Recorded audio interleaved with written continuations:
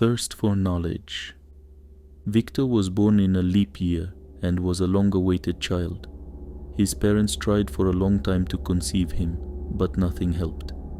Only after numerous IVF treatments, prayers, and various spells, not all of which were white magic, a baby finally appeared. It happened in a small village near the city of Ransk.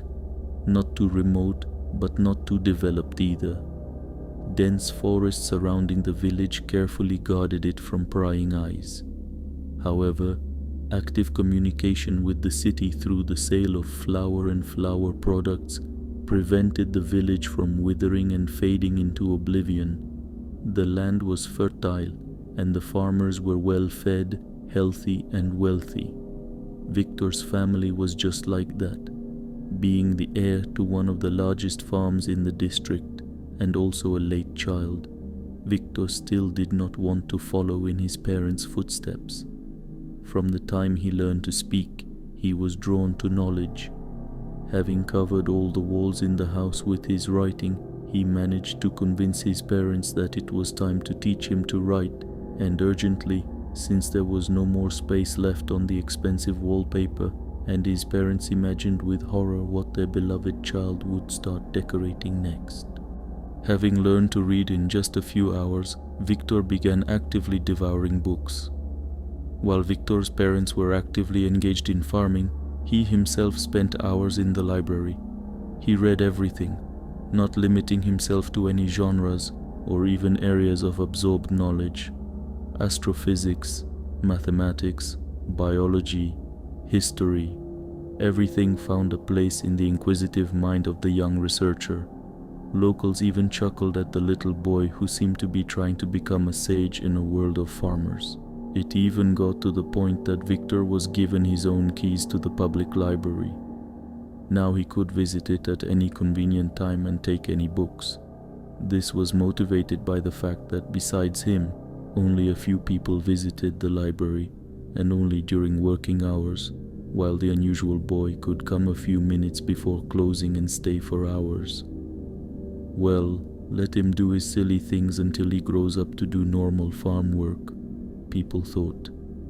The librarian, despite his age, was a tall and physically strong man. Moreover, he was still in full possession of his mental faculties.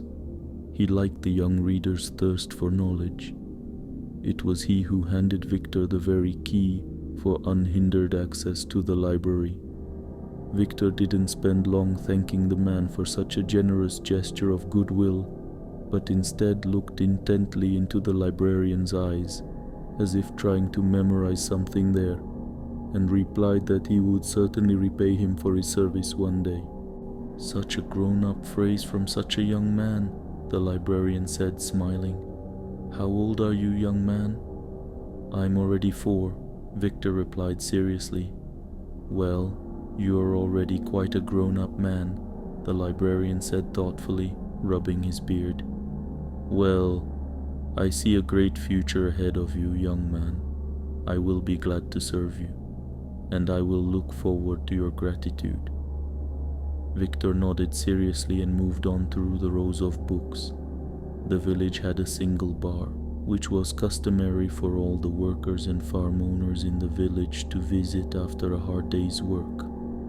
It was simply called Smile, and the locals, when they wanted to go there, would say, I'm going to smile with my friends. Victor's father often went there too. Victor had already become a local legend, and his family was often associated with him, although this thirst for knowledge was considered more of a foolish whim than something useful. Several large farmers approached Victor's father. The general noise and hubbub from the men's conversations and women's laughter in the bar became a little quieter. People began to watch. Well, Misha, has your son read enough books to get on a tractor?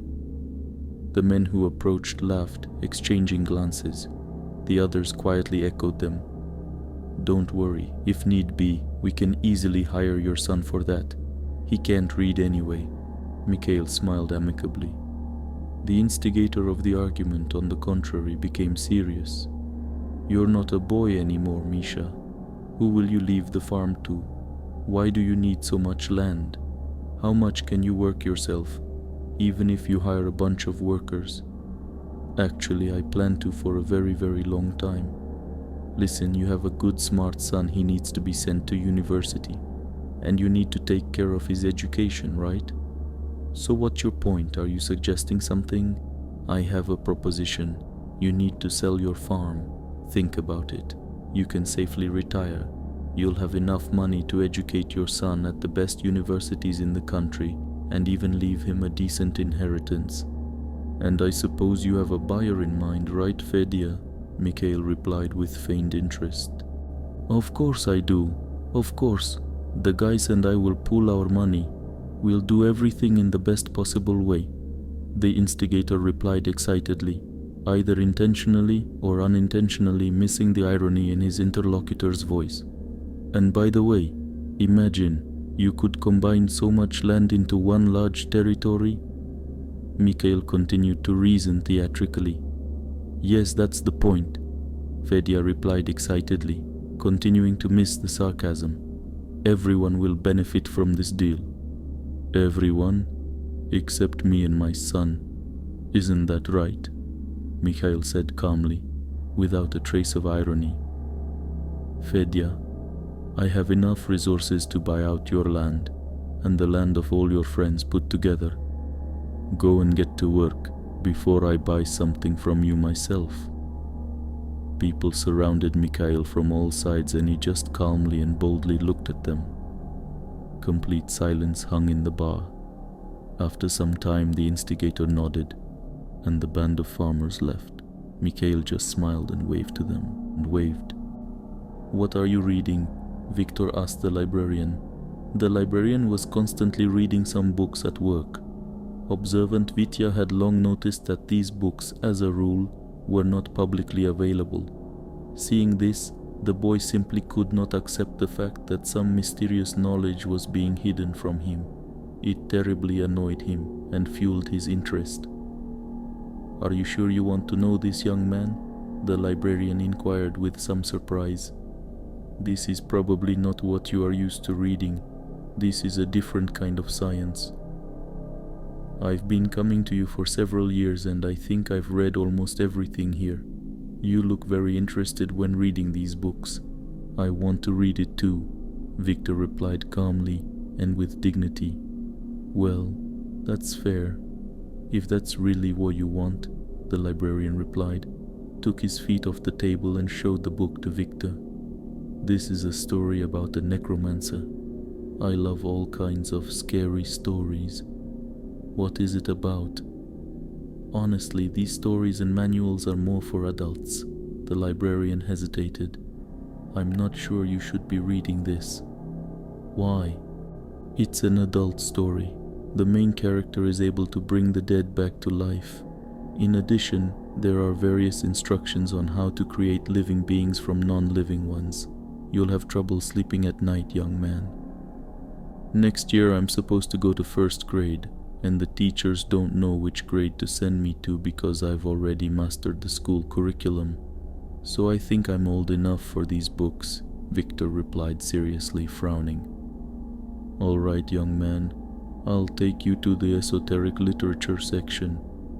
There you will find this book and much more in the same vein. Why haven't I come across this section before? I've definitely explored every corner of this library. Legacy of the Soviet Union, young man. Since it collapsed, the books haven't been taken out of the storage room. You definitely haven't explored the storage room, I suppose. I stumbled upon these books myself when I was looking for something valuable in this village, but that's another story. Esoterica and mysticism immediately captivated Victor. With incredible speed, even by his own standards, he absorbed information about secret knowledge. He began bringing these books home. He would lock himself in his room, studying something for hours and drawing something on the walls. Victor's mother, Taisia, didn't pay much attention to her son's behavior, as he was constantly reading and drawing something. At first glance, nothing had changed, but at some point she noticed that her son was carrying food to his room, as if for two people. She began to notice bizarrely shaped shadows flickering on the walls at night. When she came closer, the shadow turned out to be strangely folded clothes or an unusual branch outside the window. She even began to think she was going crazy. At one point, she heard her son talking to someone in his room. She heard someone answering her son's words, someone adult. Then she opened the door to her son's room. Her son was sitting alone on the bed, and in front of him lay a strange-looking book with incomprehensible writing on pages yellowed with age. Victor looked frightened at his mother, who had suddenly burst into the room, and asked, "What happened? Was someone here with you?" "No, no one," Victor replied in surprise and looked at his mother with fear. Taisia quickly entered the room, examined the closets, looked under the bed, and went to the window. The window was closed from the inside. She saw that she was frightening her own son. Then, apologizing, Taisia left the room. However, every night the vague shadows disturbed her. The woman was ready to swear that when she approached these shadows, something strange appeared before her. Something of an incomprehensible shape. Something that her mind couldn't grasp. Just something of some form, but as if without form at all. Only later did some rational explanation appear in her mind in the form of a familiar image from reality. This phenomenon began to repeat itself more and more often, but lasted no more than 1 to 2 seconds. One day, Taisia decided to share these feelings with her husband. She felt herself on the edge, and it seemed that every night could be the last, before she finally fell into the abyss of madness. Mikhail, as always, listened attentively to her, and even shared that he himself had begun to notice some oddities. The harvest began to grow significantly better, as if from some new fertilizer. The earth became softer, richer, as if it had gained some new strength. Also, small livestock began to disappear regularly. Now a chicken, now a piglet, now a goose. At the same time, the dogs don't raise the alarm. Other animals are also calm. There is no trace left of the missing animals. There are no traces of strangers or predators around. They simply disappear. Also, every night Mikhail began to have nightmares. He wakes up from sleep paralysis. Above him sits something without a definite shape, something that is in constant motion, as if within itself, within its body, but at the same time does not change at all. The terrible something has many eyes. They don't blink. They look at him through the body of this horror. When Mikhail finally manages to blink, it all disappears. Despite all the fear he experienced, he did not feel in danger. It seemed that he was simply being studied, not harmed. "Could this be related to that compost heap that Vityusha made?" his wife asked. "Well, actually probably yes. Exactly. I started treating our fields with compost from that heap," her husband confirmed. "Indeed, since then the earth has become as if alive." "And what's in there? How did he prepare it? Do you know?" "I know, but it seems like it's just various spoiled products. True, our son also adds the remains of animals that we slaughter, but that's not forbidden. It's still just compost. It looks like our son has invented something amazing, although this greenish glow that remains from the fertilizer seems strange, but it works. Tell me, dear, have you noticed Victor talking to anyone? It seems to me he's talking to someone, but I can't figure out who." "Oh yes, there is that. That's Vareshka." "What Vareshka?" Taisia asked, her eyes wide, and Mikhail laughed at this. "Vareshka is his imaginary friend. I advised Victor to invent him so he could at least talk to someone. Otherwise, things aren't going well with his peers. Well, things aren't going particularly well with adults either." I myself barely understand what he's saying. How did we manage to have such a child? Thus the days passed. The nightmares didn't stop. The family gradually even got used to them. But the other residents didn't like it, because the shadows gradually spread to neighboring houses. People began to complain en masse about nightmares, about a vaguely shaped creature wandering the streets and disappearing when approached. The residents quickly found a connection between Victor's family's dramatically increased harvest, the greenish glow emanating from the fields, and these very nightmares. Rumors spread that they were sorcerers.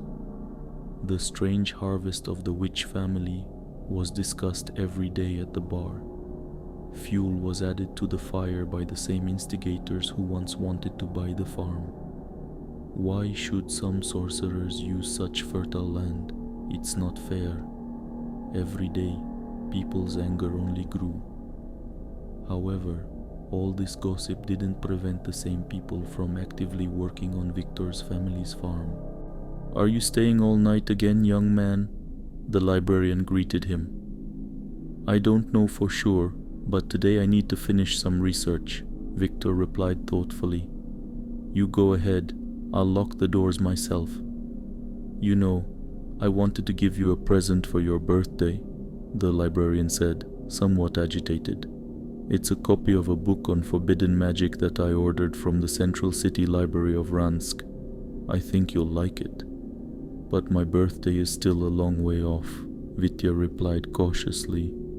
"I know, young man, and I wanted to wait for your birthday, but I think I'll give it to you today." The librarian held out a stack of A4 sheets, wrapped in craft paper and tied with ribbon. "I really like this, and I thank you." Vitya hesitated, as if he felt ashamed. "Forgive me. In all these years I haven't even asked your name." "We have quite similar names," the librarian smiled. "We are quite similar in general.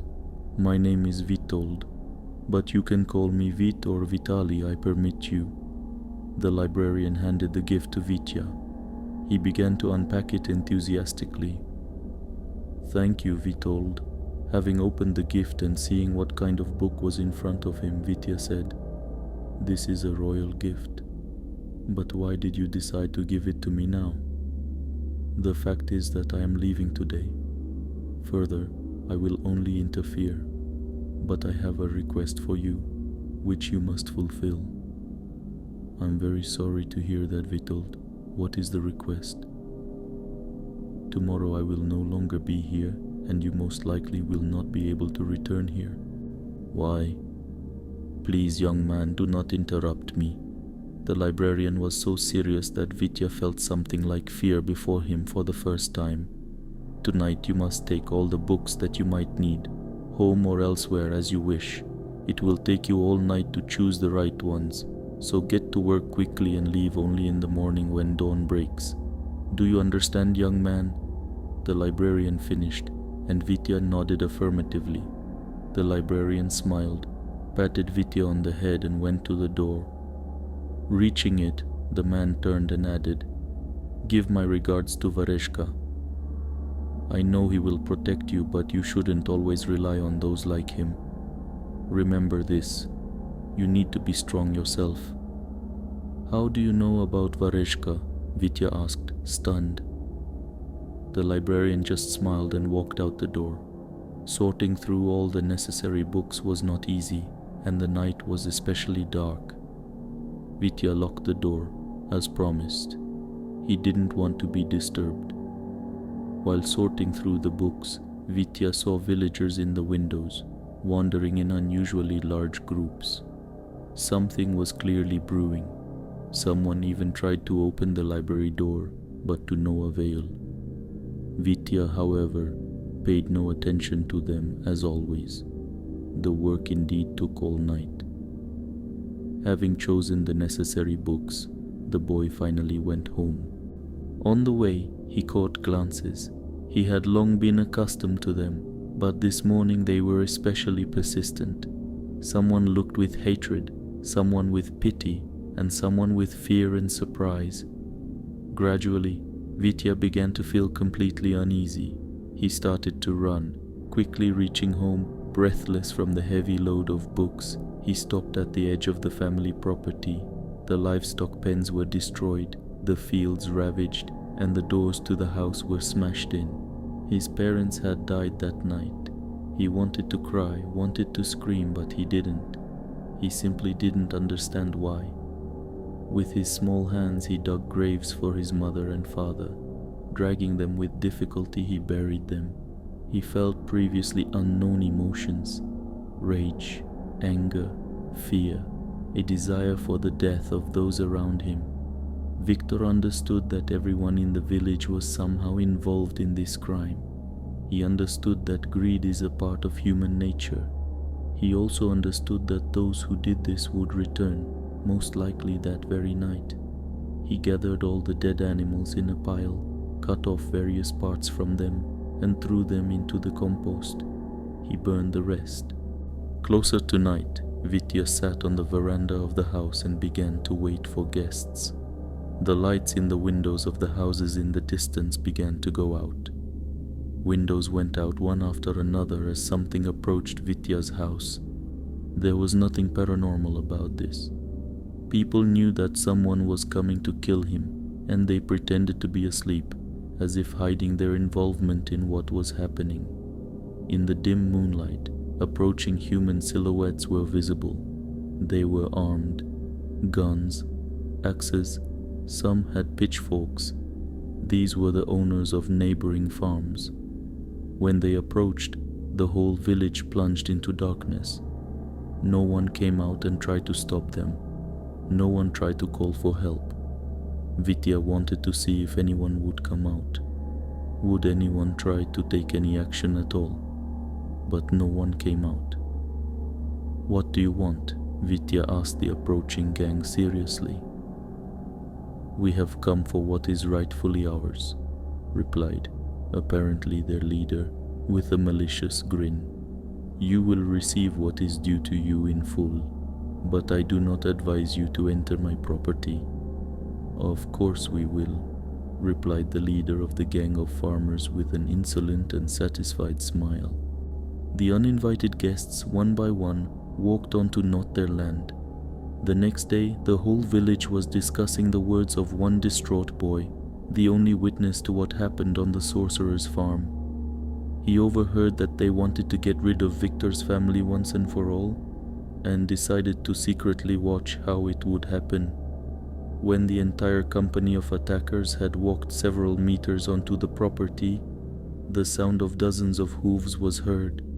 A huge, incomprehensible mass of flesh jumped out from behind the house. The boy swore that this mass was unnatural, shapeless, as if it consisted of many different creatures glued together. The heads of various animals and many tentacles protruded from the shapeless body. The tentacles, like hands, reached for the attackers. The men began to scream and rushed in different directions, but the unnatural creature, despite its impressive size, moved incredibly fast and caught up with its victims in seconds. With its tentacles it brought people to its body, where they were torn apart by many mouths, and in less than a minute, literally no one was left alive. According to the boy, he ran home as fast as he could. No one pursued him. This story aroused the most lively interest in the bar as well. It was discussed for hours. Someone said that this family was cursed and should be exterminated. Someone else noted that if there were such screams, why didn't anyone but the boy hear anything? Someone replied to this that the farmers had disappeared, and no one knew where they were. They were echoed by others who said that they were criminals anyway, and could have simply run away. The situation was also complicated by the fact that the boy was delirious due to a high fever. He was constantly nauseous, and the doctors were unsure what had actually happened to him, but they were fighting for his life, using all modern methods. But despite all the noise and discussion, everyone came to the conclusion that now they had nothing to eat. The farm owners had disappeared, and food supplies would soon disappear too, and with that would come hunger. At the height of these discussions, Vitya entered the bar. Silence fell. Passing through the rows of people, he climbed onto the counter and addressed those present.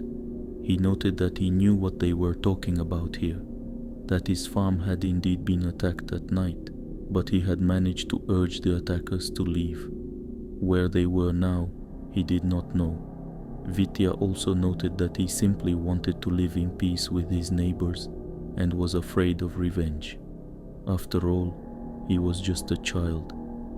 Therefore, he offered everyone work on his farm and promised to help with any difficulties. Dozens of eyes stared at the poor, frightened boy. The adults imagined how much benefit they could get from using this land. They imagined how they could deceive and manipulate this frightened boy, who seemed ready to do anything to stay alive. People already saw how they could get rich and gladly agreed to the boy's offer.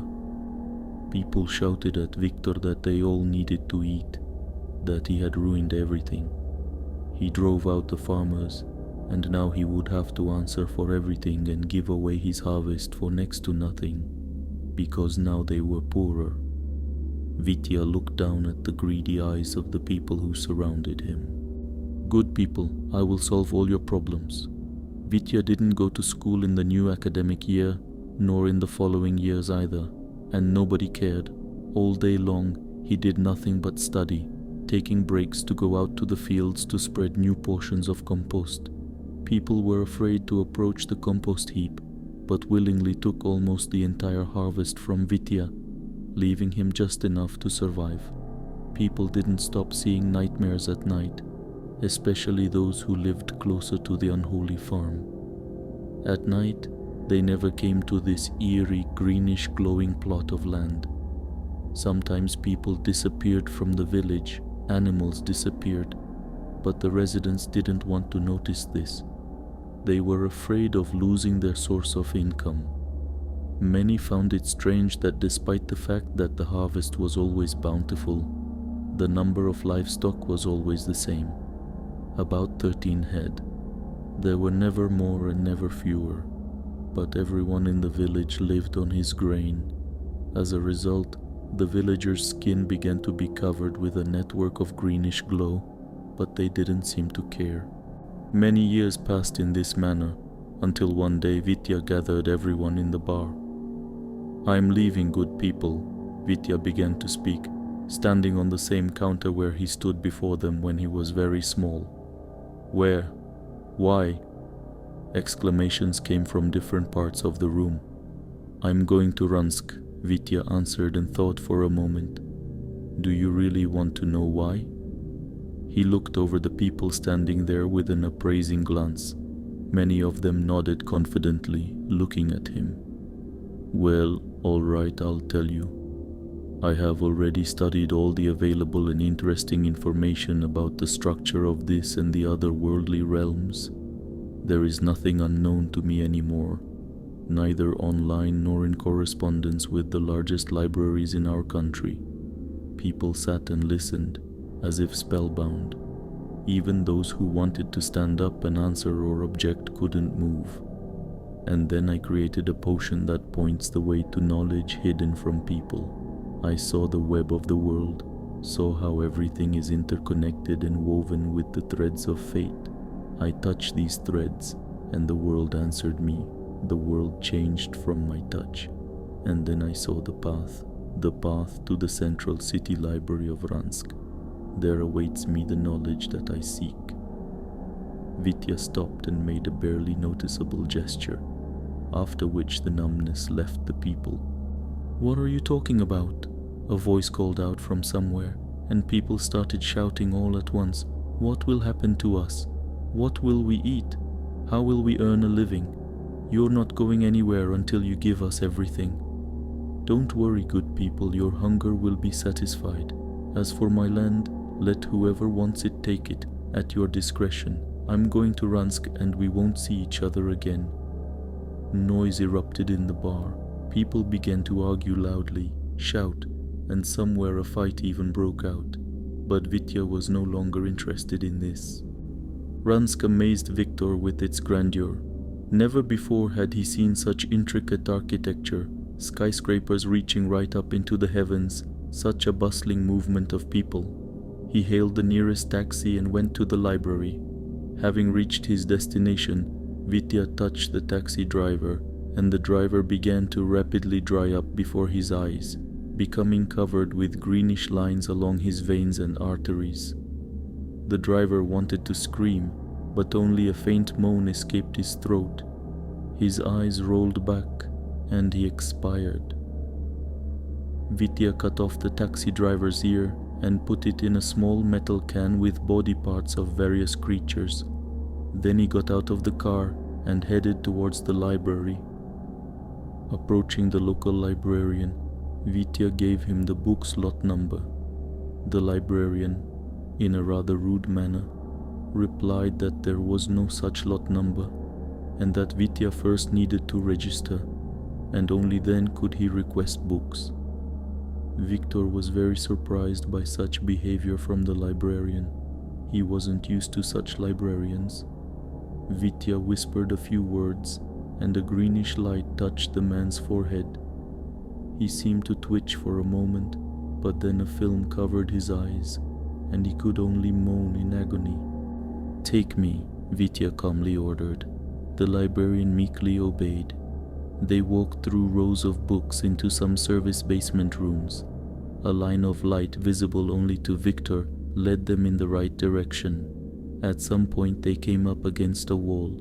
There was no one nearby. Vitya touched the wall and uttered a few words. The brickwork began to part, and a leather-bound book appeared before Vitya.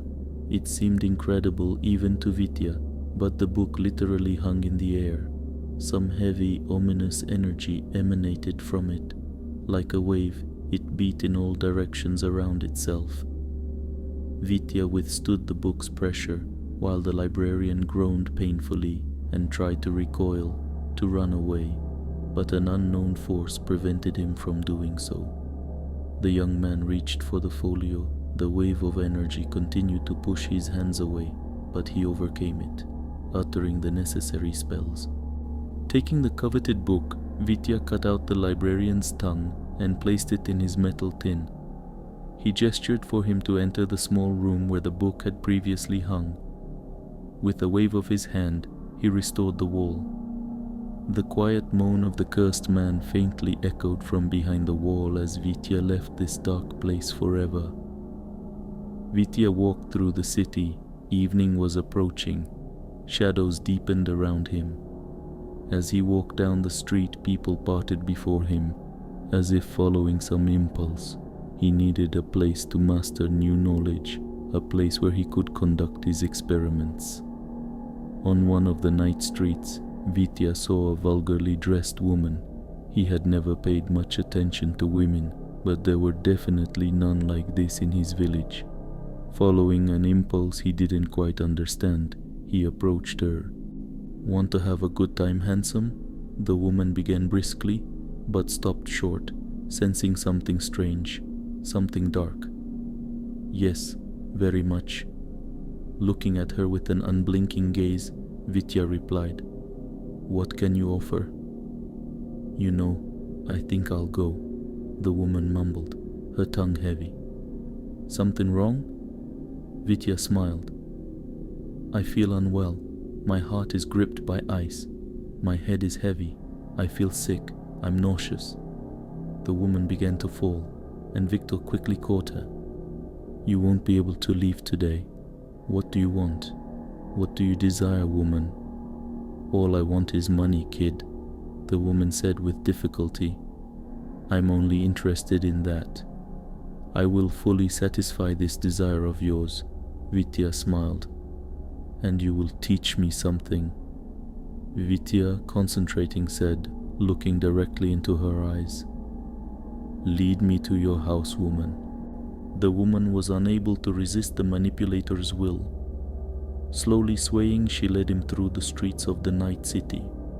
As they walked past an unkempt lawn, in time with their movement, the grass around them withered. turning into dry humus. The woman led Vitya to a house on the edge of the city. Having seen better days, it stood shabby and tired. The two-story house, which could once have housed a small family with a cat and a Labrador, now stood as if living out its last days, sighing for the past. The windows were not all intact. In some places they were replaced by polyethylene film, although it too had holes in places. "I don't want to," the woman said, turning to Vitya right at the entrance to the house. "Let me go." "You only want money and nothing more, dear." Vitya held her hand. "Those are your words, aren't they? While we were walking here, Vareshka collected the jewelry and money of the local residents in the area." "Who is this Vareshka?" "This is my best friend. Now I will introduce you. Vareshka, where are you? Stop hiding. Bring what this woman desires." The last thing the vulgarly dressed woman saw before losing consciousness was a vile humanoid mass emerging from behind Vitya. It was neither a man nor a woman. The body had two heads, constantly moving, changing shape, vibrating, never stopping for a second. The creature slowly approached them, carrying some kind of box in its hands. The creature had no face as such, and its eyes were located all over its body and did not blink at all. The woman woke up in the living room of her own house. Around her lay the greenish glowing dried bodies of those she called her friends. Not far from her sat Vitya reading a book, quickly flipping through the pages and whispering something. "What's happening?" The woman squeezed out wearily, looking around the room. "Oh, you're awake, darling?" Victor slowly closed the book and turned to her, his gaze devouring her lustfully. "What happened here?" "Oh, this?" Victor looked around. "They were here when we arrived." "Did you kill them?" "Their thirst for pleasure killed them." Victor dismissed her with a wave of his hand. "You also got what you wanted." He nodded towards a jewelry box on the table. "Now you will teach me." Victor calmly approached the vulgarly dressed woman who was afraid to move and tore her clothes off. Day and night, Victor tirelessly studied the acquired folio.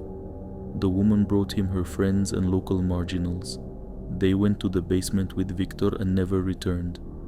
The residents of the area were willing to tolerate the constant greenish glow emanating from the abandoned house, because with its appearance, all the undesirable elements in the area disappeared.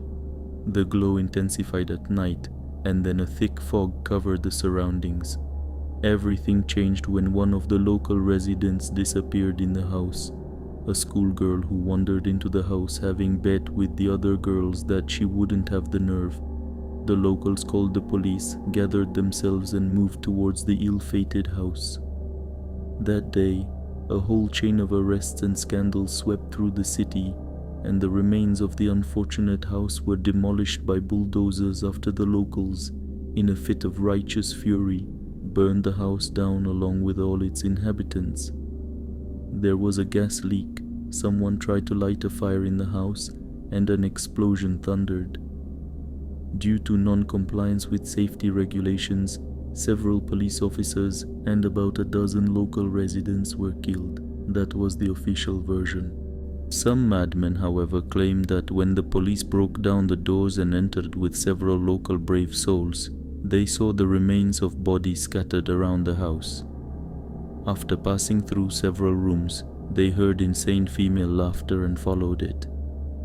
Reaching the living room, amidst a pile of garbage, bodies, and furniture debris, sat a completely neglected woman in vulgar clothes, completely gray-haired, rocking back and forth and laughing wildly. Attempts to bring her to her senses or find out the reasons for what had happened yielded no results. She only madly pointed her hand towards the basement. The police timidly went in the indicated direction, and someone began to lead the woman out of the building. She tried to resist. They were not destined to leave the house. Then the stories became completely insane and incoherent. Someone claimed that some kind of meat golem jumped out of the basement and, attacking the nearest police officers, tore them to pieces in seconds. The local residents who were covering them scattered, screaming loudly. Hearing the screams and shots, the rest of the residents rushed into the house to help, but struggled to get through those trying to escape. Panic was setting in. One of the surviving police officers told a journalist from a yellow online tabloid that the shots had no effect on the huge humanoid creature, consisting entirely of different pieces of bodies, heads, and tentacles.